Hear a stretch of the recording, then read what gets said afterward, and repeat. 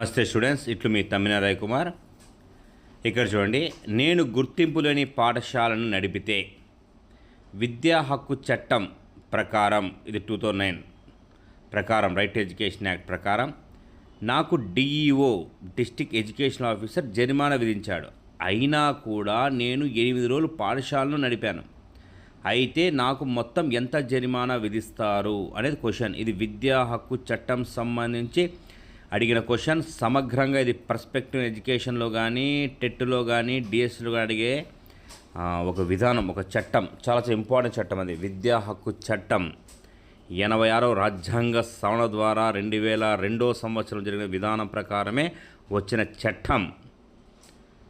ఇది చాలా important students. ఓకేనా. ప్రతిభా పాటిల్ అప్పుడు రాష్ట్రపతి, మన ప్రధానమంత్రి మన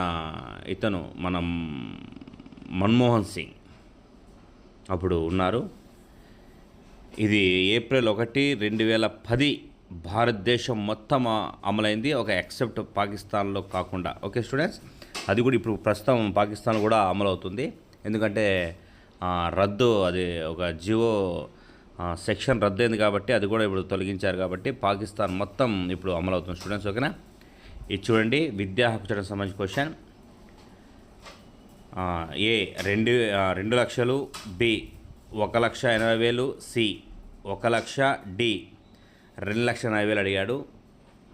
దీనికి సరైన సమాధానం స్టూడెంట్స్ బాగా చూడండి, 1,80,000. దీన్ని ఎలా క్యాలిక్యులేట్ చేస్తామంటే, జనరల్గా గుర్తింపు లేని పాఠశాల నడిపితే 1 లక్ష ఫైన్ పడుతుంది. ఫైన్ పడిన తర్వాత కూడా అలాగే కొనసాగిస్తే ప్రతిరోజు 10,000 రూపాయల చొప్పున జరిమానా విధించబడుతుంది స్టూడెంట్స్. ఓకేనా. అందుకు 1,80,000 అనేది కౌంట్ అవుతుంది. Okay students.